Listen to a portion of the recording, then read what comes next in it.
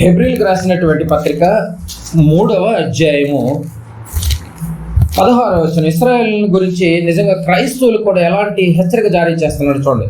పౌలు గారు హెబ్రీయులకు రాసిన పత్రిక 3వ అధ్యాయము 16వ వచనం చూడండి. ఏలయనగా 16వ వచనం, విని కోపము పుట్టించిన వారెవరు? ప్రశ్న వేశాడు చూడండి. ఇక్కడ ఎవరండి వాళ్ళు? విన్నారు, కనాను దేశం ఇస్తానని చెప్పాడు. విన్నారా లేరా? విన్నటువంటి వాళ్ళు రావాలా వద్దా? దేవుడి మాట మీద నమ్మకం పెట్టుకోవాలా వద్దా? పైగా ఏం చేశారు? కోపం పుట్టించారు. కోపం పుట్టించడమే కాదు, తిరగబడుతున్నారు. మేము ఐగుప్తులోనే చావనేలా, ఈ అరణ్యంలోనే ఎందుకు చంపుతున్నాం మోషే అని ఇవన్నీ ఒక దైవజనుల మీద కూడా నిందలు వేస్తున్నారు చూడండి. నడిపించేటటువంటి వారి మీద కూడా అదే అంటున్నాడు చూడండి. విని కోపము పుట్టించిన వారెవరు? మోషే చేత నడిపింపబడి ఐగుప్తులో నుండి బయలుదేరి వచ్చిన వారు అందరే కదా. ఇక్కడ ఎందుకు గుర్తు చేయాలి మరి మనకి? హెబ్రీ పత్రిక అనంగానే విశ్వాసుల గురించి మెన్షన్ చేస్తున్నాడు. ఈ విశ్వాసుల యొక్క జాబితా కనిపిస్తుంది ఎక్కువ హెబ్రీ పత్రికలో. ఈ విశ్వాసులు అందరూ పరలోకం ఉందని నమ్మి దేవుల్లో బ్రతికారు, నలిగిపోయారు. ఒకనాడు కనానుకి మిమ్మల్ని తీసుకెళ్తానని చెప్పినప్పుడు వాళ్ళు కూడా నమ్మాలి. నమ్ముకోకుండా ఒకళ్ళిద్దరు ఏమంటే కాలేబు, యెహోషువ వీళ్ళే నమ్మారు. ఇంకెవరు నమ్మే పరిస్థితుల్లో లేరు.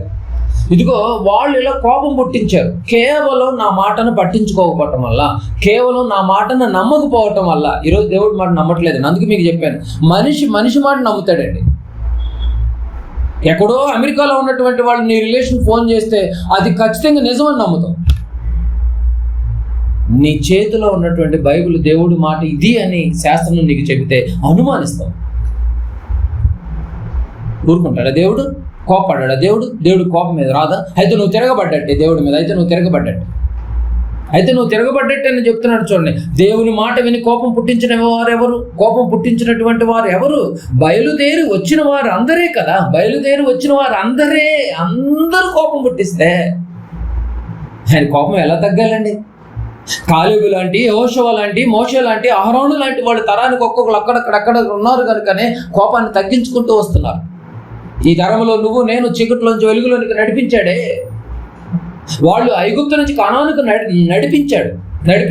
మనల్ని చీకట్లో నుంచి వెలుగులోనికి నడిపించాడు. అదే పెద్ద అదృష్టం మనకి. వాళ్ళు నడిచినటువంటి విధానంలో కోపం వచ్చింది. మరి ఇప్పుడు చీకట్లోంచి వెలుగులోనికి వచ్చిన తర్వాత మీరు కూడా ఇలాగే నా మాటను నమ్మలేని పరిస్థితిలో ఉన్నారేమో. అయితే మీ పట్ల కూడా కోపం కలిగిస్తారు నాయన క్రైస్తవులని మీరు జాగ్రత్త. హెబ్రీయుల సంఘానికి లేఖ రాస్తున్నాడు పౌలు గారు. ఒకవేళ మనం కూడా అలా అవిధేయులుగా కోపం పుట్టించే వారి వల్లే మనం కూడా ఒకవేళ ఉన్నామేమో. ఎన్ని మాటలండి బాబు, ఎన్ని మాటలు. దేవుని మాట విని కోపం పుట్టించినటువంటి వారు మోషే చేత నడిపింపబడి ఐగుప్తుల నుండి బయలుదేరి వచ్చిన వారు అందరే కదా. 17వ వచనం, ఎవని మీద 40 ఏళ్ళు ఆయన కోపగించను. 40 ఏళ్ళు కోపం అంటండి. ఒక రోజు 2 రోజులు కాదు. ఏమండి నిజంగా మనకు కోపం అంటే ఇప్పుడు కోపం వచ్చిందంటే అంతే, బెడ్ ఎక్కటమే. హై బీపీ అండి, క్లోజ్ అండి, అయిపోయాడు. రాత్రి కోపపడ్డాడట, ఆ కోపంలోనే హార్ట్ స్ట్రోక్ వచ్చిందటండి. ఏమండి నిజంగా 40 సంవత్సరాలు కోప పడుతూనే ఉన్నాడండి. ఎవరిని బట్టి? దేవుని పిల్లలను బట్టి. 6వ అధ్యాయంలోనే కోపం వచ్చిందండి. ఆదికాండం 6వ అధ్యాయంలోనే ఈ పిల్లలను నేను ఎందుకు చేశాను అని సంతాపం అందాడు. ప్రారంభం నుంచి ఆయన కోపంగానే ఉందండి. ఆ ఆదికాండం 1వ అధ్యాయంలోనే ఈ సృష్టిని చేసేటప్పుడు మాత్రం చాలా మంచిగా ఉందని సర్టిఫై చేసి ఇచ్చాడు తప్ప మిగతా అన్ని రోజులు కోపంగానే ఉన్నది పాపం దేవుడు. మన వల్లే మన అజాగ్రత్త వల్ల మనము దేవుడు నమ్మే విధానంలో ఫెయిల్ అయిపోయాం. నిజమండి, నమ్మవండి బాబు. అదే అంటున్నాడు 17వ వచనంలో, అదే అంటున్నాడు, ఎవరిని మీద 40 ఏళ్ళు ఆయన కోపగించను? పాపము చేసిన వారి మీదనే కదా. పాపం చేయటం అంటే ఏదో కాదు, ఆయన మాట నమ్మకపోవటమే పాపం. వారి శవములు, ఏంటండి శవాల గురించి మాట్లాడుతుంది బైబిల్. వారి శవములు అరణ్యములో రాలిపోయెను. ఎవరికి ఉపయోగపడలేదా? వాళ్ళు పైగా మా భార్యలు మా బిడ్డలు ఐగుప్తులు చచ్చిపోయినా బాగుండని అంటున్నారు వాళ్ళు. వారి శవములు ఏమండి అరణ్యములో రాలిపోయాను. చూడండి, అరణ్యములో రాలిపోయాను. నిజంగా దేవుడు ఎంత కోపంగా ఉన్నాడు మీరు బాగా గమనించాలి. దేవుని మాట 40 సంవత్సరాల కోపమేనంట. ఎందుకు కోపం అంటే దేవుని మాట విని విధేయత చూపనందుకు. కేవలం మెయిన్ రీజన్ ఏంటంటే దేవుని మాట విని విధేయత చూపనందుకు, ఆ మాటకు లోబడనందుకు, ఆ మాటకు సరెండర్ అవనందుకు. ఇది రైటా రాంగా, నీ గురించి ఇలా అన్నారు అని ఒక మనిషి గురించి అన్నారు అనుకో, ఆ రోజు మీరు మాట్లాడరు ఆ వ్యక్తితో. ఎందుకు? అదే మైండ్లో ఉంటుంది, అదే మైండ్. నిజమా కాదు మీరు చెప్పాలి మాట. ఇదిగో దేవుడు ఇలా అన్నాడు అన్నప్పుడు మనం ఎందుకు విధేయం చూపించట్లేదు? ఇదిగో ఇశ్రాయేలుని ఒకరోజు అరణ్యంలో 40 సంవత్సరాలు మ్యాక్సిమం అందరిని అరణ్యంలో నశింప చేశాడట. ఏడు కనానికి వెళ్ళింది ఎవరండి? ఎంతమంది వెళ్ళారండి? కాలేబు నడిపించినటువంటి మోషే గారు కూడా చూడలేకపోయారు.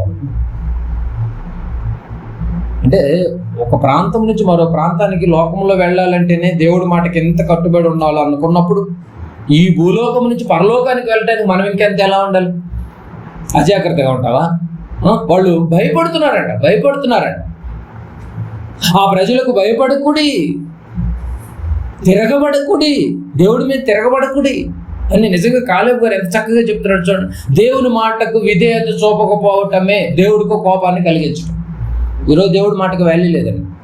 టైం లేదు అంటున్నారు. అన్నిటికీ టైం ఉంటుందండి బాబు. నిజంగా చెప్పాలంటే అన్నిటికీ టైం ఉంటుంది, కానీ దేవుడి వాక్యానికి టైం ఉంటుంది. నిజమా కాదు మీరే చెప్పాలి. కొద్దిగా లేట్ అయినా పర్లేదు, హెయిర్ సెలూన్కి వెళ్ళినప్పుడు కొద్దిగా లేట్ అయినా పర్లేదు, నీట్గా అంటారు. 1 గంట అయినా కూర్చుంటారు. మళ్ళీ లైన్లు, వెయిటింగ్లు. ఏమండి నిజమా కాదండి? ఏమండి హాఫ్ డే వెళ్ళిపోతుందండి బాబు.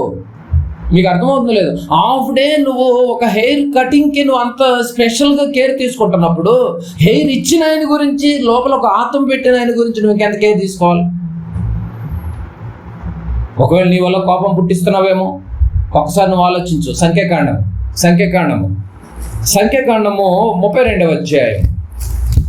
సంఖ్యాకాండము 32వ అధ్యాయం.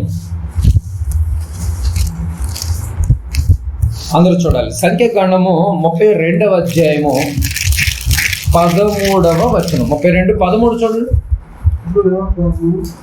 32:13. అప్పుడు యెహోవా కోపము ఇశ్రాయేలుల మీద రగులు కొనగా, ఎట్లా ఉందంట? రగులుతుందంటండి బాబు. ఎవరి మీద?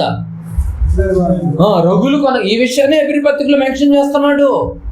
రగులు కొనగా యెహోవా దృష్టికి చెడు నడత నడిచిన ఆ తరము వారందరినీ నశించు వరకు అరణ్యములో 40 ఏండ్లు వారిని తిరుగులాడ చేసెను. అరణ్యంలోనంట 40 ఏళ్ళు తిప్పాడంట. అసలు చూద్దాం వీళ్ళు ఎప్పుడు మారుతారో చూద్దామని చెప్పేసి 40 ఏళ్ళు తిప్పినా కూడా వాళ్ళకి మార్పు లేదంట. ఐగుప్తు నుంచి కనానికి జర్నీ అండి 613 కిలోమీటర్లు. ఐగుప్తు నుంచి కనాను జర్నీ ఎంత? 613. అంటే ఇక్కడి నుంచి మనం దగ్గర వైజాగ్ వెళ్ళిపోవచ్చు. 613 కిలోమీటర్లు ఎన్ని రోజులు వెళ్ళొచ్చండి? రోజుల్లోనే వెళ్ళొచ్చు. ప్లాన్ చేయండి, మీరు ఆలోచన చేయండి. డైలీ 10 కేజీలు ఏమన్నా ఎక్కువ మాట్లాడితే ఒక 1 వీక్ వెళ్ళొచ్చు. 1 వీక్ వెళ్ళొచ్చు. అప్పుడు ఉన్నటువంటి పరిస్థితి 1 వీక్లో వెళ్ళిపోవచ్చు. కానీ వాళ్ళని ఎన్ని రోజులు తిప్పాడు? త్రిప్పితి నేను ఉన్నాడు. మీరు చూడాలి, అక్కడ వచ్చినాం 40 ఏళ్ళు తిప్పాడు అంటే వాళ్ళు ఇంకా మారుతారు. అంటే ఆయుష్ని దేవుడు ఇస్తుంది కూడా. ఒక విషయం గమనించాలి మనం. నీకు ఆయుష్ని ఇచ్చిన ఆయుష్ వరకు నిన్ను కాపాడుతున్నాడు అంటానికి మెయిన్ రీజన్ ఏంటో తెలుసా? నువ్వు మారుతావని. చూసారండి, నేను తప్పు చేస్తున్నా కూడా నేను ఇంకా బ్రతుకున్నాను కదా, దేవుడు నన్ను ఏం అంటలేదని అనుకుని చాలా మంది పాపం ఒక మెట్టు పైన కూర్చుంటారు హ్యాపీగా. నేను తప్పు చేసిన వాడు దేవుడు ఏం అనలేదేంటి? పైగా దేవుడు పెద్దను కోపడుతున్నప్పుడు నన్ను కూడా లేపేయాలి కదా, నన్ను ఎందుకు లేపేయాలంటే, ఓరి నాయన ఇది కృపాకాలం, ఇంకా ఏదైనా పోనీలని దయచేసేటటువంటి కాలం ఇది. కనుక మీరు బాగా గమనించాలి. ఏమండి 610 కిలోమీటర్లని 40 సంవత్సరాలు నడిపించాడండి. కేవలం దేనికి తెలుసా? కేవలం ఏంటి తెలుసా? కేవలం దేవుని మాట నమ్మనందు. కేవలం దేవుని మాట నమ్మనందుకు, దేవుడి మాటను గౌరవించనందుకు. నేను వారం రోజులు వెళ్ళిపోతే అయిపోయింది, దానికి 40 సంవత్సరాలు పిచ్చోళ్ళ తిరిగారండి. అక్కడక్కడ అర్థం కావట్లేదు, మైండ్ వేరేలాగా తిరిగినట్టుంది. ఆలోచించాలి, ఎందుకు వెళ్ళలేకపోతున్నాం. ఏదో నిన్ను రియలైజ్ చేయించాలని చూస్తున్నాడు దేవుడు. నీలో నుంచి ఏదో మార్పు కావాలని చూస్తున్నాడండి. అన్నీ ఇస్తున్నాడు, మళ్ళీ 40 సంవత్సరాలు అన్నీ ఇస్తున్నాడు.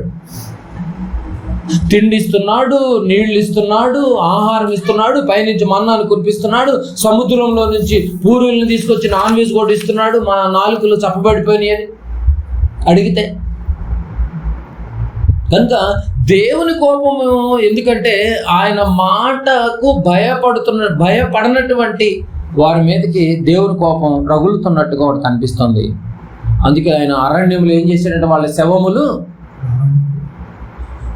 ఈ లోకమును అడవిగా మార్చినటువంటి వారు ఎవరు? యెషయా గ్రంథానికి వచ్చేసరి ఈ లోకమును అడవిగా మార్చింది ఎవరు? దెయ్యంగాడు. చూసారు, అడవిగా మార్చేసి పనికిరాని వారిగా. ఏమంటే అడవిలో చెట్టు ఎవరికి ఉపయోగం? అడవిలో పూలుగా వస్తుంది ఎవరికి ఉపయోగం? అంటే ప్రపంచంలో ఉన్నటువంటి మనుషులందరినీ అడవిగా మార్చేసి ఎవరు దేవుడికి పనికి రాకుండా చేసేసింది దెయ్యం. అడవిగా మార్చేసి అదే అరణ్యంలో వాళ్ళని కూడా నేను ఇలాగ చేశాను, ఇదిగో మిమ్మల్ని కూడా నేను ఇలాగ తిప్పుతున్నా, మీరు గమనించాలంటున్నాడు. వీళ్ళు వాళ్ళు ఆశ తీరకుండానే చచ్చిపోయారు. వీడు కనానా వెళ్ళాలన్నది ఆశే కాదా? చూడకుండానే అరణ్యంలో చచ్చిపోయారు. చూడండి, శిక్షకు గురి అయిపోయారు, శిక్షలోకి మారిపోయారు. ఇదన్నీ మన చరిత్రలో మనం చూస్తాం. కనుక ప్రియమైన దేవుని వాళ్ళారా, పరిశుద్ధులైనటువంటి మనము, ప్రభువులోనికి రక్షణలోనికి వచ్చినటువంటి మనము మరి పరిశుద్ధులుగా ఉండాలి తప్ప పరిశుద్ధులుగా నటించొద్దు. కానీ ఈరోజు నటిస్తున్నాం. మరి మన భక్తి ఎలా ఉంది అని మనల్ని పరీక్షించుకోమంటున్నాడు దేవుడు. కాలేబు లాంటి దృఢమైనటువంటి విశ్వాసం మనలో ఉందంటారా? మోషే లాంటి నడిపింపు మనం కలిగి ఉన్నామంటారా? ఒకవేళ మిగతా ఇశ్రాయేలు లాంటి వాళ్ళు లాంటి పిరికి వారిగా ఒకవేళ మనం మారిపోయామేమో, పిరికి వారికి పరలోకంలో చోట్లేదని ప్రకటన గ్రంథంలో ఉంటారు కదండి. పిరికివాళ్ళు అయిపోయారు. దేన్ని చూసి? శరీర దారుఢ్యాన్ని చూసి పిరికి వాళ్ళకి, అమ్మో వాళ్ళు బలవంతులు, మనం వాళ్ళ దగ్గరికి వెళ్ళి మనం ఏమీ చేయలేము. మరి ఐగుప్తుల నుంచి ఎలా తీసుకొచ్చాడు మరి దేవుడు? ఆ దేవుడు గుర్తు రాలేదా? ఎర్ర సముద్రంలో పాయలు చేసినప్పుడు నీళ్లను గోడలుగా కట్టినటువంటి పరిస్థితులు చూసే నేను మారలేదా? బండలో నుంచి నీళ్లు వచ్చినప్పుడు నీకు ఆలోచన రాలేదు నీ వెనక దేవుడు ఎలా శక్తిమంతుడు అని? చుట్టూ చీకటిగా ఉంది, ఇశ్రాయేలు దేశంలోనే సూర్యుడు వెలుగు పెట్టాడు, అప్పుడు అర్థం కాలేదా? కర్రను పాములుగా మార్చేసి ఐగుప్తులో అద్భుత కార్యాలు చేశాడు, అప్పుడు అర్థం కాలేదా? అప్పటికప్పుడే కప్పలు, అప్పటికప్పుడే తేళ్లు లుకలుకలాడిపోతున్నాయి ఐగుప్తు దేశం అంతా. దానికి తట్టుకోలేక కదండి ఫరో బయటికి పంపించేసింది. ఇంత మహాశక్తిమంతుడైనటువంటి దేవుణ్ణి పిల్లలుగా చెప్పుకుంటూ ఉంటాడే, అలాంటి దేవుడికి మేము పిల్లలమైన ఆ ధైర్యము, ఆ భరోసా ఆ రోజు ఇశ్రాయేలు కోల్పోయారు, పిరికి వారిగా మారిపోయారు. ఈరోజు క్రీస్తును విశ్వసించినటువంటి మనము, ఆ ప్రియ దేవుని కుమారుడుగా వచ్చినటువంటి దేవుడైనటువంటి యేసు ప్రభుల వారి యొక్క ఈ పరిశుద్ధమైనటువంటి వాక్యాన్ని కలిగి మనం విశ్వసించి బాప్తిసం తీసుకుని దేవుళ్ళలోనికి వచ్చినటువంటి మనము, క్రీస్తులోనికి వచ్చినటువంటి మనం ఈ వాక్యం పట్ల మనం ధైర్యాన్ని కలిగి ఉన్నామా? ఆలోచించాలి. తెస్సలోనికి రాసినటువంటి మొదటి పత్రిక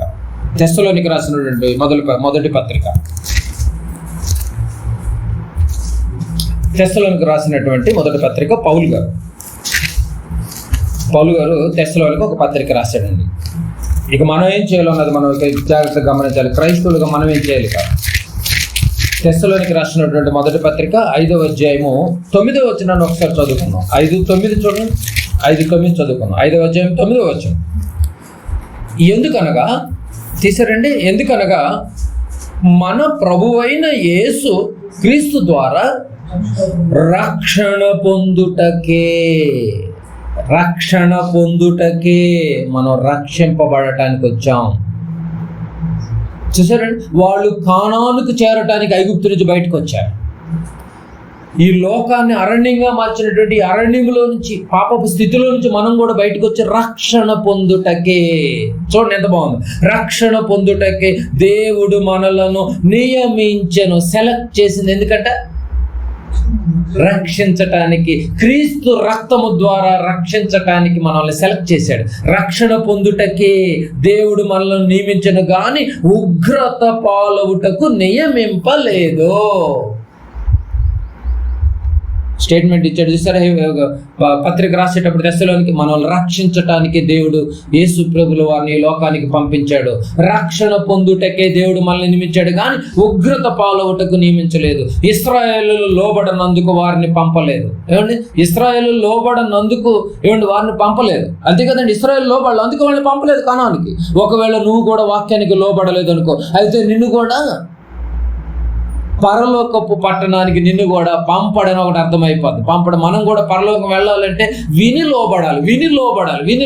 వాళ్ళు విన్నారు కానీ లోబడలేదు. మనం కూడా వింటున్నాం కానీ ఒకవేళ లోబడతలేదేమో. వాక్యం అయితే వింటున్నాం, అమ్మా ఇది నిజమండి, మంచి వాక్యం అని అంటారు. ఏం లోబడమ్మా? ఆ వాక్యానికి ఎక్కడ విధేయత చూపించావు నువ్వు? ఇది నిజం అని అన్నప్పుడు నువ్వు ఎందుకు ధైర్యంగా నిలబడలేకపోతున్నావు? ఈ వాక్యానికి ఎందుకు నువ్వు పెద్దపేట వేయలేకపోతున్నావు? ఈ వాక్యానికి ఎందుకు నువ్వు ఓటేయలేకపోతున్నావు? నీ తండ్రి నీ కోసం ఇంత భరోసాగా ఇంత మంచి మాటలు రాశాడు కదా, ఎందుకు నువ్వు నిలబడలేకపోతున్నావు? దేవుణ్ణి నమ్మని వారి మీద కూడా కోపం ఉందండి. అటు ఇటు ఉన్నటువంటి వారిని కూడా వదిలేస్తాడండి. కొద్దిగా వాక్యం అంటాం, కొద్దిగా దెయ్యం అంటాం, కొద్దిగా లోక ఆచారాలు అంటున్నాం, కొద్దిగా మళ్ళీ లోకాన్ని కలిగించిన దేవుడు అంటున్నాం. వదులుతాడు అనుకుంటున్నారా ఏంటి? దేవుని నమ్మని వారి మీద కోపం ఉంది. ఏమంటే దేవుణ్ణి నమ్మి అటు ఇటుకున్న వారి మీద కూడా కోపమే ఉంది. మరి వదలడు. ఏమంటే చిన్న చిన్న బాధలకి, చిన్న చిన్న కష్టాలకి, చిన్న చిన్న రోగాలకి తీరలేదని ఒకవేళ వెళ్ళిపోతున్నావేమో, అయితే నువ్వు రేపు రక్షణలోనికి రాలేవు. వాళ్ళు కూడా అలాగే భయపడి వెళ్ళిపోయారు. ఏమైపోయారు? అరణ్యంలో వాళ్ళ శవాలు రాలిపోయినాయి అంట. కేవలం భయపడానండి. ఏంటి కోపం నీ మీద నా మీద కూడా ఒకవేళ ఇదే పరిస్థితుల్లో ఒకవేళ మనం కూడా ఉంటే దేవుడు మనల్ని వదులుతాడంటే మీరు చెప్పండి. ప్రతిదినం కోపంగా ఉన్నాడు లేదండి? ఇప్పటి వరకు విన్న ప్రతి వచనాన్ని మీరు పరీక్షించండి. దేవుడు ఎవ్రీడే కోప్పడుతూనే ఉన్నాడు. ఎవరి వల్లంటే నా మాట వినాలి, నా మాటకు లోబడాలి, నా మాటకు విధేయత చూపించాలి. ఎక్కడ విధేయత చూపిస్తున్నాం? రెస్పెక్ట్ ఇస్తున్నామండి వాక్యానికి. ఎవరో గురించి పక్కన పెట్టి మనం రెస్పెక్ట్ ఇస్తున్నాము అంటే దేవుడి కోపాన్ని నువ్వు తగ్గించినట్టే. ఏమంటే ఏ వస్తువులు ఎక్కడ పెట్టామో అనేది పక్కన పెడితే కొన్ని విలువైనటువంటి వస్తువులు నిద్రలో లేపడిగినా కూడా అమ్మా ఆ బంగారం ఎక్కడ పెట్టావు అనగా నిద్రలో కూడా చెప్తారు. చెప్పటమే కాదు, ఎంత నిద్రలో ఉన్నా కూడా టక్కుమని లెగుస్తారండి. ఆ బంగారం గురించి, ఆ బాక్స్ ఏమైందని అని అంటే ఎక్కడ నిద్ర అక్కడ ఎగిరిపోతుంది. నిజమా కాదు మీరు చెప్పండి? అదే వ్యక్తిని అర్ధరాత్రి టచ్ చేసి అమ్మ నీ బైబిల్ కనిపించట్లేదమ్మా అనండి. బైబిల్ ఏదో ముందు పడుకోబా. ఏంటండి ఎంత వాల్యూ లేకుండా పోయిందండి. నేను అన్నాను, మీరు ఆలోచించండి. నిజమా కదండి? 100% విధేయత, దేవుడి మాట పట్ల గౌరవం. వాళ్ళు కేవలం గౌరవించినందుకేనండి బాబు ఇదంతా జరిగింది. పద్దాక వాక్యాలు ఏంటండి? కాసేపు పడుకోండి ప్రశాంతంగా. నిజంగా ఇద్దరు ముగ్గురు ఏదైనా అకేషన్లో ఎక్కడైనా ఎవరైనా ఒక 10 మంది కలిసి అనుకున్నప్పుడు వాక్యం గురించి డిస్కషన్ చేయండి. మెల్లి మన నుంచి సైడ్ అయిపోయి వెళ్ళిపోతూ ఉంటారు. అలా కాకుండా మీ వాడు ఏం చేస్తున్నాడు, మా వాడు ఏం చేస్తున్నాడు, ఏమాత్రం 4 రాళ్ళు ఏమైనా వెనకేసారా? ఎందుకు సమాధి మీద కట్టుకోవటానికా 4 రాళ్ళు? ఈ డిస్కషన్ వస్తుంది తప్ప నిన్ను రక్షించేది, నిన్ను బలపరిచేది, నిన్ను పరలోకానికి తీసుకువెళ్ళేది, బలవంతుని చేతిలో బాణాలుగా వాడుకోవాలని 127 కీర్తనలు ఎంత చక్కగా చెప్పిందండి బైబిల్. ఎవరి కాలంలో పుట్టినటువంటి బిడ్డలు బలవంతుడి చేతిలో బాణాలుగా మారాలి కదా. నువ్వు పుట్టి 20, 30, 40, 50, 60 సంవత్సరాలు అయినా కూడా నువ్వు ఒక బాణంగా తయారవ్వకపోతే, విల్లు ఉండి కూడా ఉపయోగపడలేనటువంటి విల్లుగా మారారట. మనిషే కానీ దేనికి ఉపయోగం? దేవుడు బాధ కనిపిస్తుంది, ఒక పక్క దేవుడు కోపం కనిపిస్తుంది, ఒక పక్క దేవుడు కుమారుని ద్వారా మనల్ని రక్షించడానికి దేవుడు మరో పక్క ప్రేమ కనిపిస్తుంది. అర్థం చేసుకోవాలి. నువ్వు రక్షింపబడుటకే నేను క్రీస్తుని పంపించాడు కదా, ఉగ్రత పాలు చేయటానికి కాదు కదా. నేను అర్థం చేసుకోవాలి కదా తండ్రి బాధ. ఒకనాడు ఇశ్రాయేల్ని అరణ్యంలో శవాలను రాలింపజేశాను కదా. రోమీలకు రాసినటువంటి పత్రిక త్వరగా చివరి మాటలు, రోమీలకు రాసినటువంటి పత్రిక. ఏమండి, ఈరోజు చిన్న చిన్న కష్టాలు, చిన్న చిన్న రోగాలకి తీరలేదని విడిచిపెడుతున్నావేమో నువ్వు. నీ మీద కూడా దేవుడు కోపం ఉన్నట్టే. ఈరోజు తిండి కోసం, అనగా శరీరం కోసం బ్రతుకుతున్నటువంటి వారు అందరి కోసం, ఏమండి, శరీరాన్ని పోషించుకోవడానికి ధ్యేయంగా పెట్టి బ్రతుకుతూ ఉంటారండి చాలామంది. తినుము తాగుము సుఖించుము అన్నటువంటి కోణంలోనే ఉంటారు. ఎంజాయ్ చేయాలంటూ ఉంటారండి బాబు. కొంతమంది అయితే అసలు ఎంజాయ్ చేయడానికి పుట్టినట్టుగా ఉంటారు కొంతమంది అయితే. అలాంటి వాళ్ళని కూడా దేవుడు వదలడండి, ఉగ్రత పాలు చేసేస్తాడు తెలుసా. ఏమండి, ధనవంతుడని ఓదా రంగు బట్టలు వేసుకుని ప్రతిదినము సుఖపడుతున్నాడండి పాపం. ఏం చేశాడండి? రెండు పాయింట్లు చేశాడండి. మంచి బట్టలు వేసుకున్నాడు, కదురు బట్టలు. మనం ఉన్నటువంటి పరిస్థితిలో ఓదా రంగు బట్టలు అంటే కదురు బట్టలు, మంచి కదురు బట్టలు వేసుకున్నాడు. తర్వాత చేసిన పని ఏంటి? ప్రతిదినం సుఖపడుతున్నాడంటే 3 పూటలు మంచి ఫుడ్ తీసుకున్నాడండి. అంటే వేరే ఉద్దేశం అంటలేదు, అంటే అలానే బట్టలు వేసుకోవద్దు అని అంటలేదండి బైబిల్. వేసుకోవాలి, కానీ దాని తగ్గ న్యాయం చేయి. ఏమంటే అర్థమైంది మీకు పాయింట్? దాని తగ్గ న్యాయం చేయి. ఒకవేళ మనం కూడా అలాంటి సుఖపడే పరిస్థితుల్లో ఒకవేళ మనం ఉన్నామేమో ఆలోచించాలి. ఒంటిని కాపాడుకోవాలి, చక్కగా సెక్యూరిటీగా పెట్టుకోవాలి. అంతేగాని ఆయన చేసిన మిస్టేక్ ఏంటంటే ఆ పక్కన ఉన్నటువంటి ఆ లాజర్కి చిన్న హెల్ప్ కూడా, రొట్టె ముక్క కూడా పడేయలేదంటే. పైగా తినేది టేబుల్ భోజనం. లాజరు ధనవంతుడు ఎప్పుడో పనివాళ్ళు ఓడ్చాలి, ఆయన తినేటప్పుడు టేబుల్ మీద ఆ ముక్కలు పడేది ఎప్పుడు, ఆ మొక్కలు బల్ల మీద నుంచి కింద పడేటప్పుడు, పనివాళ్ళు తీసుకెళ్లి ఆ కాంపౌండ్ దగ్గర బయట పడేసేటప్పుడు, లాజర్ వచ్చి తినేటప్పుడు, ఆయనకంటే ముందు కుక్కలు వచ్చి ఆ రొట్టె మొక్కలు తిని ఆయన కురుపులు నాకుతున్న పరిస్థితిలో లాజర్ లైఫ్ ఉందా?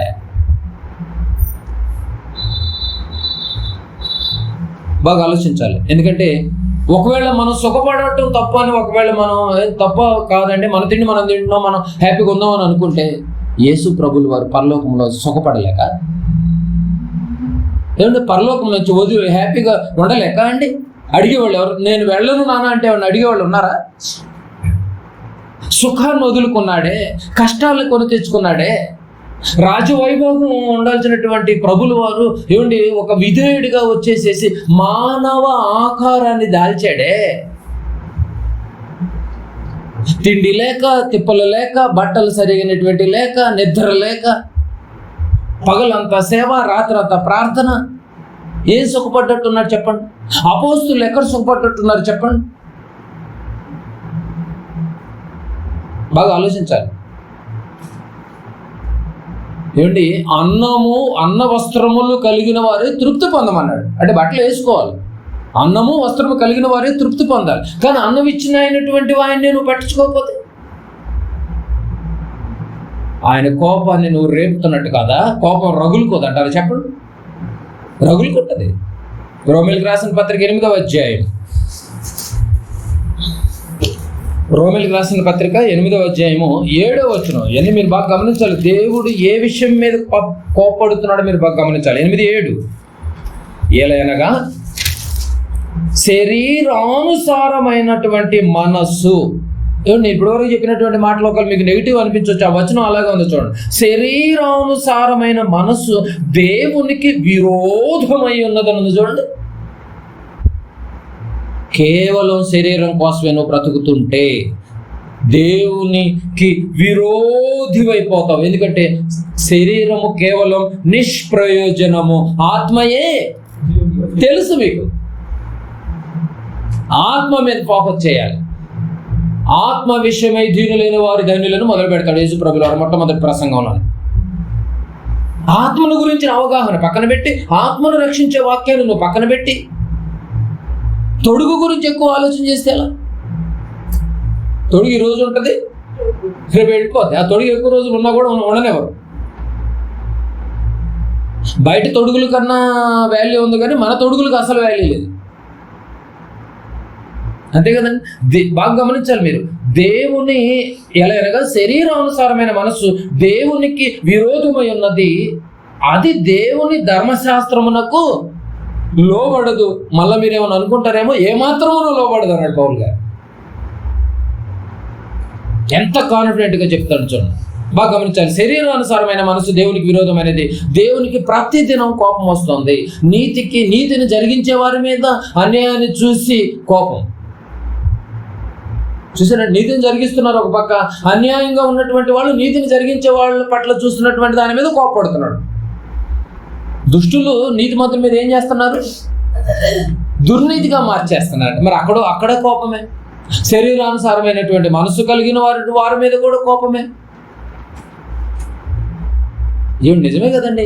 ఆదికాండంలో ఏదేను తోటలో ఏమిటి మన ప్రారంభపు తల్లి ఆశపడింది దేనికోసం? ఏమండి, తోటలో అన్ని పళ్ళు ఉన్నాయి. బాగా గమనించాలి. తోటలో అన్ని పళ్ళు ఉన్నాయి, ఒక పండు తినొద్దు అన్నాడు. ఈ చెట్టు పండు మాత్రం ఒకటి తినొద్దు అన్నాడు. అన్ని తింటూ ఆ ఒక్క పండు తినుకోకుండా కోపం అంటుకుంటుందా? హ్యాపీగానే ఉంటుంది కదండి. అంటే ఆశపడింది దేనికోసం? కంటికి రమ్యముగాను ఉంది కదండి. అలా అన్నీ తింటున్నావు కదా, నువ్వు అదొక్కటి తినకుండా ఉంటే సిస్టమ్ ఇంకోలాగా ఉండేది కదా. ఆ ఒక్క శరీరాన్ని ఆ రోజు శరీర సమంగా ఆలోచించింది కనుకనే తోటలో నుంచి గెంటి వేయబడింది ఫ్యామిలీ. ఒకవేళ మనం ఆత్మని గురించినటువంటి ఆలోచన, ఆత్మజ్ఞానము, దేవుడు ఆత్మ కనుక ఆయన ఆరాధించేవారు ఆత్మతోనూ సత్యముతోనూ ఆరాధించాలన్నటువంటి ఆలోచన పక్కన పెట్టి ఇంకా శరీర సంబంధమైనటువంటి వాటి మీద నువ్వు దృష్టి పెట్టితే అది ధర్మశాస్త్రమునకు ఏమాత్రమును దేవునికి విరోధంగా ఉంటుంది. విరోధంగా ఉంటుంది. ఆ రోజు ఏదైనా తోట నుంచి గంటి వేయబడ్డారు. ఈ రోజు నిన్ను పరలోకములో నుంచి నువ్వు బయటికే తప్ప లోపలికి ఎంట్రీయే. దేవునికి కోపం ఏ రీతిగా వస్తుందో మీరు గమనించాలి. ఏ రీతిగా వస్తుందో చూడండి. మలాకి గ్రంథం 1వ అధ్యాయం. మలాకి గ్రంథము 1వ అధ్యాయం. మలాకి గ్రంథము పాత నిబంధనకు ముగింపు పుస్తకం అది. మలాకి గ్రంథము 1వ అధ్యాయము 6వ వచనాన్ని ఒకసారి చదువుకుందాం. మలాకి గ్రంథము 1వ అధ్యాయము 6వ వచనం. కుమారుడు తన తండ్రిని ఘనపరుచును కదా, దాసుడు తన యజమానుని ఘనపరుచును కదా. నా నామమును నిర్లక్ష్య పెట్టు యాజకులారా, నేను తండ్రినైతే నాకు రావలసిన ఘనత ఏమయ్యను? నేను యాజకుడనైతే నాకు భయపడేవాడెక్కడున్నాడు? నాకు భయపడేవాడు ఎక్కడ? నాకంటే వాక్యం అక్కడ. నాకు భయపడేవాడు ఎక్కడున్నాడు? మనుషులకు భయపడుతున్నారు. ఇశ్రాయేలు ఆ రోజు మనుషులు భయపడ్డారు లేదా? మరి ఈరోజు క్రైస్తవులు కూడా అలాగే మనుషులకు భయపడిపోతున్నారు. వాక్యానికి ధైర్యంగా నిలబడే పరిస్థితులు ఎవరు లేరు. టోటల్గా తండ్రికి ఘనపరుచును కదా, కుమారుడు తండ్రిని ఘనపరుచును కదా. అంటే తండ్రి మాటకు లోబడినప్పుడే, తండ్రి మాటకు విధేయత చూపినప్పుడే తండ్రికి ఏమొచ్చుద్ది? ఘనత వచ్చింది. నువ్వు లోపడపోతే, నీ కుటుంబం దేవుడి వాక్యానికి లోబడకపోతే తండ్రికి ఘనత పోయినట్టే. నీ కుటుంబం వల్ల, నీ వల్ల ఆలోచించాలి. దాసుడు తన యజమానుని కనపరుచును కదా. ఉద్యోగస్తులంతా తన యజమాని, తన బాసును కనపరుస్తారు. తప్పున్నా తప్పు లేకపోయినా ఎస్ఆర్ అంటూ ఉంటారు. అది రూలు. అలాగే మరి నేను యజమానుని అయితే, మీరు దాసులు అయితే నన్ను ఘనపరచాలి కదా. నా నామమును నిర్లక్ష్యం పెట్టి యాజకులారా, నేను తండ్రిని అయితే నాకు రావాల్సినటువంటి ఘనత వస్తుందా? ఘనత అంటున్నాడు. ఆయన మాటల ప్రకారంగా బ్రతుకుతూ లోబడుతూ ఉంటేనే ఘనత దేవుడికి, లేకపోతే ఘనత ఉన్నదండి. అప్పుడే అలా లోబడినప్పుడే, అలా బ్రతికినప్పుడే దేవుడి కోపాన్ని శాంతంగా నువ్వు పెట్టినట్టు, శాంతిపరిచినట్టు. అర్థమవుతుందండి?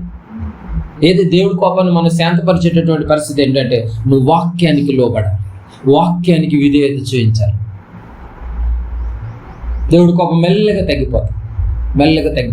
ఎలా అంటారా? చిన్న లాజిక్. యేసు ప్రభుల వారు తండ్రి అయినటువంటి దేవుడు ఈ లోకాన్ని క్లోజ్ చేయాలని చెప్పి చూస్తున్నాడు. అప్పుడు యేసు ప్రభుల వారు అడ్డుపడి ఈ సంవత్సరం కూడా ఉండనిమ్ము, వీళ్ళ కోసం నేను వాక్యమైన నీరు వేస్తాను, వాక్యమైన నీరు పోస్తాను, నేను పెంచుతాను, పోషిస్తాను అంటున్నాడు. అనగానే ఇప్పుడు యేసు ప్రభులు తండ్రి అయినటువంటి దేవుడు ఈ లోకాన్ని క్లోజ్ చేయకుండా ఎవరిని చూశాడు? యేసు ప్రభుల వారిని చూశాడు. యేసు ప్రభుల వారిని చూడంగానే కోపం తగ్గుతుంది. సరిపోని అప్పటికే చెట్టు గొడ్డన వేరున ఉంచబడి ఉంది ఆల్రెడీ. లేదంటే లేపేయడానికి సిద్ధమైపోయాడు. మీకు అర్థం కావట్లేదు. చెట్టు గొడ్డలు వేరండి, మళ్ళీ చెట్లు గొడ్డలు అవి చూడకండి. చెట్టు వేరు అంటే పేకండి, అర్థమవుతుందా? గొడ్డలు అంటే దేవుడు ఆయుధం. పేక మీద పెట్టుకుని తిరుగుతున్నాం మనం. ఒక మాటలో చెప్పాలంటే దేవుడు ఉగ్రత పేక మీద పెట్టుకుని తిరుగుతున్నాం. ఎప్పుడు కట్ అవుద్దో తెలియదు. యేసు ప్రభుల వారిని చూస్తేనేమో ప్రపంచాన్ని రక్షించాలనిపిస్తుంది, ప్రపంచాన్ని చూస్తేనేమో లేవేయాలనిపిస్తుంది. అంటే ప్రభుల వారిని చూస్తే ప్రపంచాన్నే కాపాడాలనిపిస్తుంది. చూడండి, మరి ఇప్పుడు క్రీస్తులోనికి వచ్చినటువంటి మనవులను చూస్తే ఏమండి, ఈ లోకాన్ని ఇంకా ఉంచాలి, అయ్యో ఇతని పట్ల అనేక మంది మారతారన్న ఆలోచన మన పట్ల కలగాలి. నీ వల్ల ఘనత రావాలి, నీ కుటుంబం వల్ల ఘనత రావాలి, నువ్వు యజమానుడు అయితే నీ వల్ల ఘనత రావాలి, నువ్వు దాసుడు అయితే నీ వల్ల ఘనత రావాలి, నువ్వు తండ్రి అయితే తండ్రికి లాంటి క్యారెక్టర్ నీలో రావాలి. నీ వల్లే కోపం రాకపోతే, కోపం తగ్గించకపోతే, అన్నీ తెలిసిన నీ వల్లే నీ కోపం తగ్గించకపోతే, ఇశ్రాయేలీయుల వారి వల్లనే కదా కోపం వచ్చిందని హెబ్రీ పత్రిక రాసినప్పుడు మన వల్ల కూడా ఒకవేళ కోపం వస్తుందేమో పరీక్షించుకోవడం తప్పేమో. క్రైస్తవుడిగా ఆయన కోపాన్ని నువ్వేమైనా తగ్గించగలవు అంటే నువ్వు విధేయత కలిగి ఉండాలి, విధేయత కలిగి ఉండాలి, వాక్యానికి కట్టుబడి ఉండాలి, వాక్యానికి నువ్వు శిరస్స వంచుండాలి. చూస్తారా వచనాన్ని ఒకసారి? పేతురు గారు రాసినటువంటి రెండో పత్రిక, పేతురు గారు రాసినటువంటి రెండో పత్రిక, పేతురు గారు కూడా ఏమన్నాడో చూసుకుందాం ఒకసారి. పేతురు గారు రాసినటువంటి రెండో పత్రిక 3వ అధ్యాయం, పేతురు గారు రాసినటువంటి రెండో పత్రిక 3వ అధ్యాయము 7వ వచనం చదువుకో. 3:7. అయితే ఇప్పుడున్న ఆకాశమును భూమియు భక్తిహీనుల తీర్పును నాశనము జరుగు దినము వరకు అగ్ని కొరకు నిలవ చేయబడినదై అదే వాక్యం వల్ల భద్రము చేయబడి ఉన్నది. చివరికి ఆయన కోపంతో ప్రపంచాన్ని అగ్నిమయం చేయడానికి ప్రిపేర్ చేసి పెట్టాడంట. అంటే క్లోజ్ చేయడం తగలబెడతానికి సిద్ధమైపోయి ఉన్నాడండి. అగ్ని రెడీగా చేసి పెట్టాడు. మనం ఏమైనా అగ్ని దాయగలమండి కదండి? అగ్ని రెడీగా చేసి పెట్టాడు. ఒకరోజు ఈ ప్రపంచాన్ని క్లోజ్ చేయడానికి మెయిన్ ఆయన కోపం అగ్నిమయమైంది. చూడండి, చివరిగా ఆయన కోపంతో ఈ ప్రపంచాన్ని అగ్నిమయం చేసేస్తున్నాడు. 9వ వచనం కూడా చూడండి. కానీ ఎందుకు వెయిట్ చేస్తున్నాడో తెలుసా? 9వ వచనం, కొందరు ఆలస్యమని ఎంచుకొనట్లు ప్రభు తన వాగ్దానమును గురించి ఆలస్యం చేయువాడు కాడు. కానీ పైన చెప్పాడు క్లోజ్ చేస్తానని, నిల్వ చేసాడు, ఎప్పుడు క్లోజ్ చేస్తాడో తెలియదని. ఎవడునూ నశింపవలనని ఇచ్చేంపక అందరూ మారు మనసు పొందవలనని కోరుచు ఆయన మీ ఎడల దీర్ఘశాంతము గలవాడై ఉన్నాడు. ప్రతిదినము కోపమే, కానీ ఇలా కోపడుతూ ఉంటే నా పిల్లలందరూ నరకానికి వెళ్ళిపోతారని కోపాన్ని కొద్దిసేపు పక్కన పెట్టాడు. అర్థమవుతుంది? కోపాన్ని కొద్దిసేపు పక్కన పెట్టి చూస్తున్నాడు. ఎగర్రా, ఎంతకాలం ఎగురు, నేను సైలెంట్గా ఉన్నంత వరకు ఎగురుతావు. ఆయన కోపం వచ్చిన రోజు పెళ్ళున దిగును. అందుకని దేవుడు కోపం తెప్పించొద్దు. ఆయన కోపం తగ్గాలంటే ఒకటే, ఆయన మాటను గౌరవించాలి, ఆయన మాటను శిరస వహించడమే కాదు, నీ వలన దేవుడికి ఏమి రావాలి? ఘనత రావాలి. నీకు 60 సంవత్సరాల ఘనత ఆయనకి ఇచ్చి ఉండాలి. నీకు 40 సంవత్సరాల ఘనత నీ వల్ల పొంది ఉండాలి. ఆయన నీకు 15 సంవత్సరాల ఘనత నీ వల్ల పొంది ఉండాలి. ఏం దేవుడు అందిందంటారా? ఆలోచించాలి. నీ వల్ల ఘనత, నాకు రావాల్సిన ఘనత ఏమాయను ఇశ్రాయేలు వల్ల రాలేదు. క్రైస్తవులుగా మీ వల్ల ఏమైనా వస్తుందా, నీ వల్ల ఏమైనా వస్తుందా అని పర్టికులర్గా ప్రతి వ్యక్తిని టచ్ చేస్తున్నాడు వాక్యం. మనందరి వల్ల వస్తుందా అని అంటున్నాడండి. మరి క్రీస్తులోకి వచ్చినటువంటి మన వల్ల దేవుడికి ఘనత వస్తుందా? ఒకవేళ ఇశ్రాయేలు వారిలాగా మన వల్ల కూడా కోపం వస్తుందేమో. అయితే వాళ్ళు అరణ్యంలో రాలిపోయారు, మనం కూడా ఇక్కడే రాలిపోతాం, కానీ పరలోకానికి చేరుకోలేం. మన శవములు దాచబడాలి అంటే మాత్రం ఖచ్చితంగా మన దేవునికి విధేయత కలిగి ఉండాల్సింది. శవాలను కూడా దాస్తాడంటే బాబు, వీళ్ళు తగలబెట్టి వచ్చేసేస్తూ ఉంటారు, ఏమంటే సమాధిలో పెట్టి మట్టితో పూర్తి చేసి వచ్చేస్తూ ఉంటారు. కానీ ఆ శవములు దాచబడాలి అంటే మాత్రం నువ్వు విధేయుడిగా ఉంటేనే దాచబడతాయి. ఆలోచించాలి. దేవుని క్రైస్తవుడా, దేవుని కోపాన్ని నీవైనా తగ్గించగలవా?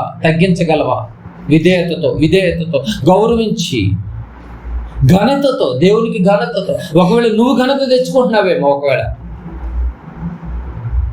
సంఘంలో ఈరోజు నీ వల్ల ఘనత, నీ సంఘం అంతా చూసి నీకు ఘనత వహిస్తున్నారేమో, కానీ అలా కాదు. సంఘం అంతా కలిసి దేవుడికి ఘనత రావాలి.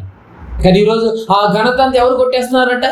మలకి గ్రంథంలో చదివారు, మీ యాజకులైతే నాకు రావలసిన అంటే ఇప్పుడు ఎవరు కొట్టేస్తున్నారు? యాజకులు కొట్టేస్తున్నారు ఘనత అంతా. మధ్యలో అడ్డు ఉంది, మీడియేటర్గా ఉండి, రాయబారిగా ఉండి. చివరికి ఒక మాట చూసి క్లోజ్ చేస్తుంది. ఆయన కోపాన్ని నువ్వు తగ్గించడానికి చివరికి ఒక మంచి మాటతో మనల్ని ఈరోజు క్లోజ్ చేస్తున్నాడు. ఒక వచనంతో, లోకాసు వార్త 12వ అధ్యాయం. ఆలోచించండి ప్రియమైన దేవుని వారలారా. లోకాసు వార్త 12వ అధ్యాయము. లోకాసు వార్త 12వ అధ్యాయము 47వ వచనం. 12:47 చదువుకున్నాం.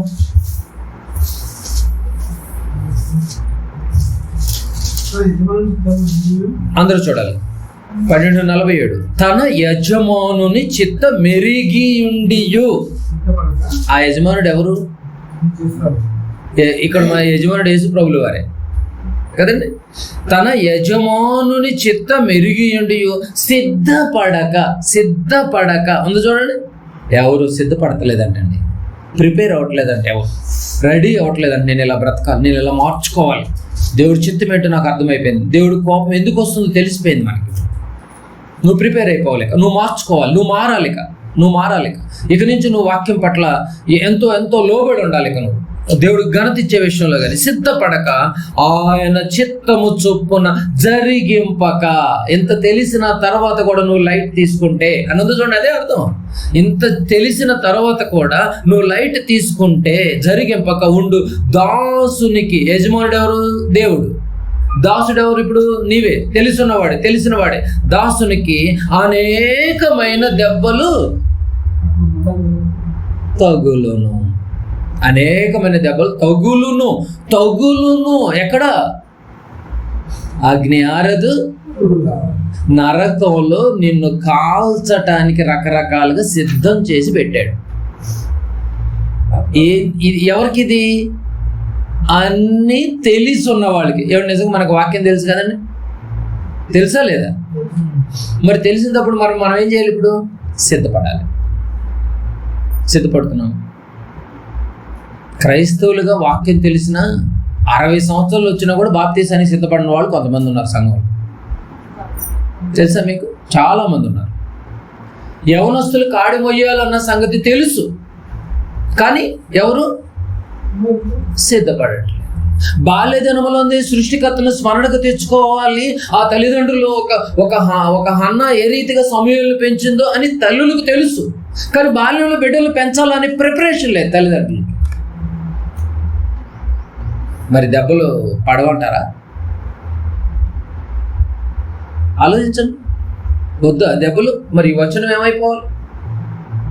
తండ్రి చిత్తం, యజమానుడి చిత్తం ఎరిగియు సిద్ధపడక.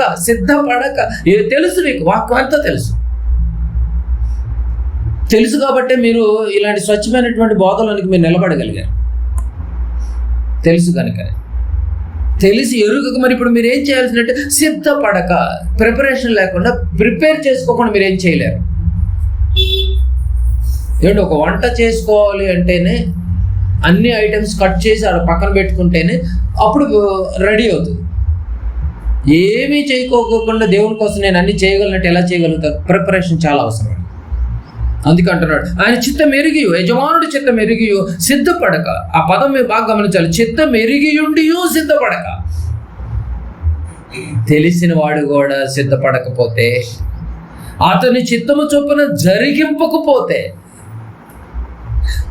దాసునికి అనేకమైన దెబ్బలు తగులును. ఆయన మాటలు వింటున్నటువంటి మనము సిద్ధపడుతున్నామా? సిద్ధపడాలి. ఇప్పుడు దేనికి సిద్ధపడాలి? ప్రభు రాకడొస్తాను. ప్రభు రాబోతున్నాడు, పరలోకానికి తీసుకెళ్తానికి రాబోతున్నాడు. అనేక నివాసములను కట్టుటకు వెళ్ళాడు, మన కోసం రాబోతున్నాడు. ఏ రోజు వస్తాడో తెలియదు. వచ్చేటానికి నువ్వు బుద్ధిగల కన్యకల వలె సిద్ధపడి ఉండాలి. సిద్ధపాటు చాలా అవసరం అండి, చాలా అవసరం. సిద్ధపాటు లేనటువంటి బుద్ధిగల కన్యకలు, బుద్ధి లేని కన్యకలు ఏమైపోయారు? చూస్తూ ఉండగానే వాళ్ళు వెళ్ళిపోయారు. వీళ్ళ దగ్గర నూనె లేదు, అయిపోయింది, నేను ఏం చేయలేను, డోర్ పడిపోయిందండి. సిద్ధపాటు ఎంత అవసరమో చూడు క్రైస్తవుడిగా, నీకు నాకు మన కుటుంబాలకు. తెలిసిన మనమే సిద్ధపడకపోతే దేవుని కోపాన్ని తెలిసిన నువ్వే తగ్గించకపోతే, తెలిసిపోయింది మనకి దేవుడి కోపం ఎందుకు వస్తుందో తెలిసిపోయింది.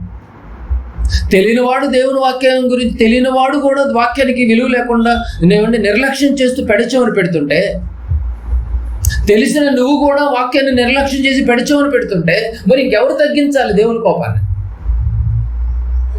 క్రైస్తవుడిగా నీ వల్ల కోపం తగ్గుతుందా, దేవుడికి పెరుగుతుందా? పరీక్షించుకున్నావు ఏ రోజున? నువ్వు పొందినటువంటి విశ్వాసాన్ని ఒకసారి నువ్వు పరీక్షించుకో. ఒకనాటి ఇశ్రాయేలీయులు కోపం రేపారు, వారి వల్ల నువ్వు ఉండొద్దు అంటున్నాడు హెబ్రీ పత్రికకి. ఈ తరములో మనకు బుద్ధి కలగాలని దృష్టాంతములుగా మనకి ఈ మాటలు మందాకోవచ్చు. బైబిల్లో రాయబడి ప్రతి మాట మన ఆత్మీయ జీవితాన్ని నిలబెట్టేది. అందరూ ఒక మాట మీద ఉన్నారు, కానీ కాలేబు మాత్రం దేవుడి మాటను పట్టుకుని వేలాడుతున్నాడు. అందుకే చివరికి చేరింది ఎవరు? కాలేబే చేరాడు. అందుకే మనుషులు చూడొద్దండి, ఎప్పుడు మనుషులు చూడొద్దు.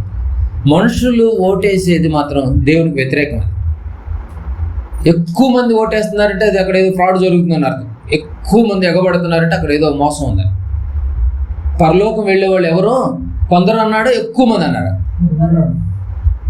చూసారు? కనుక మీరు బాగా గమనించాలి. పరలోకాన్ని వెళ్ళేవారు కొద్దిమంది, ఆయన గౌరవించేవారు కూడా కొద్దిమంది. ఆ కొద్ది మందిలో నువ్వు నేను ఉన్నామా? పరీక్షించుకోవట్లేనండి మన జీవితాలు. అలా ఎప్పటికప్పుడు మనం ఆ కొద్ది మందిలో మనం ఉన్నామా లేదా పరీక్షించుకుంటూ, దేవుని కోపాన్ని తగ్గిస్తూ, వాక్యానికి విలువిస్తూ, వాక్యాన్ని గౌరవిస్తూ, వాక్యం కోసం పాటుపడుతూ, ఆయన కోపం పుట్టించుకోకుండా, దేవునికి రావాల్సిన ఘనతను మనం కొట్టేయకుండా దేవునికి అందిస్తూ, చీకటిలో నుంచి వెలుగులోనికి వచ్చినటువంటి మనము ఆయన యొక్క గుణాలను ప్రచురం చేయడానికి ఉపయోగపడుతూ మన జీవితాలని ముగించుకుని వెళ్ళిపోవాలి తప్ప ఈ లోకం అనేటటువంటి అరణ్యంలో రాలిపోయేటట్టుగా చేసుకోకూడదు. ప్రభు రాబోతున్నాడు. యేసు ప్రభు త్యాగానికి గనులుగా మనం మారాము. సైనికులుగా మనం కూడా ఈ యొక్క యుద్ధంలో, ఈ ప్రయాణంలో మనం కూడా ప్రయాణం ఉన్నాం. ఆ రోజు ఐగుప్తు నుంచి కానాను ప్రయాణంలో ఇద్దరే చేరారు. ఈరోజు భూలోకం నుంచి పరలోక ప్రయాణంలో మరి ఎంతమంది చేరుతారంటే ఆయన వాక్యానికి విధేయత చూపినటువంటి వాళ్ళమే, ఆయన వాక్యానికి పెద్దపీట వేసినటువంటి వాళ్ళమే. నిజంగా వాక్యం ఈరోజు చాలా మందికి తెలియదు. వెళుతున్నామే తప్ప ఈ లోకాన్ని వదిలిన తర్వాత, శరీరాన్ని వదిలిన తర్వాత ఈ ఆత్మ ఎక్కడికి వెళ్తుందో ఏంటో తెలియని పరిస్థితుల్లో అగమ్య గోచరంగా బతుకుతున్నారు. ఇలాంటి వాళ్ళందరినీ రక్షించాలి అంటే ముందు నువ్వు వెలగాలి, నువ్వు తెలుసుకోవాలి. నీ ద్వారా దేవునికి ఘనత పొందుతూ ఇదంతా చూసినటువంటి వారు అనేక మంది నీ ద్వారా దేవునిలోనికి నడిచేటటువంటి రీతిలో ఉండాలని దేవుడి వాక్యం ద్వారా అందరికీ సెలవిస్తున్నాడు. ఆలోచించేయండి. క్రైస్తవుడిగా నువ్వు దేవుని కోపాన్ని తగ్గిస్తున్నావా, పెంచుతున్నావో ఆలోచించు. దేవుడు కోపాన్ని తగ్గిస్తే, శాంతపరిస్తే, ఆయన చిత్తాన్ని ఎరిగినటువంటి నువ్వే సిద్ధపడితే దెబ్బలు తప్పించుకుంటావు. అంతే కదండి? లేదంటే నరకంలో దెబ్బలు తప్పు. ఆలోచించండి. మంచి నిర్ణయం తీసుకొని కళ్ళు మూసుకొని ప్రార్థన చేసుకోండి. దయగలిగినటువంటి మా యొక్క కన్న తండ్రి, మీ పాదాలకు వందనాలు చెల్లించుకుంటున్నాము. ఒక మధ్యాహ్న సమయంలో మీ విలువైనటువంటి మాటలు మాకు తెలియచేశారు. మమ్మల్ని ప్రేమించారు కనుకనే నాయన ఒకనాటి చరిత్రలో మేము చూడగలిగితే ఇశ్రాయేలీయులు చేసినటువంటి మిస్టేక్ మేము చేయకూడదు నాయన. మా చేతిలో ఉన్నది పుస్తకం కాదు నాయన, ఒక మహావేద గ్రంథము తండ్రి, పరలోకానికి నడిపించేటటువంటి జీవ గ్రంథము తండ్రి. ఇలాంటి జీవ గ్రంథాన్ని మేము తేనె కంటేనూ తేనె దారుల కన్నా మధురమైనటువంటి యొక్క గ్రంథాన్ని, బంగారం కంటేనూ బంగారమైనటువంటి ఈ యొక్క విలువైనటువంటి గనిని మేము హృదయం నిండా జాగ్రత్తగా పరిశీలించి పరీక్షించి, బెరయా సంఘం వాళ్ళు ఏ రీతిగా నాయన పౌలు గారు చెప్పిన మాటలు ఆ రీతిగా ఉన్నాయో లేదో అని ఏ రీతిగా పరీక్షించి పరిశోధన చేసి ఆసక్తిని బట్టి వాళ్ళు నిజంగా ధనులు అనిపించుకున్నారో అలాంటి గొప్ప ధన్యత తలొంచిన బిడ్డలందరికీ మాకును ప్రసాదింప చేయమని అడుగుతున్నాం తండ్రి.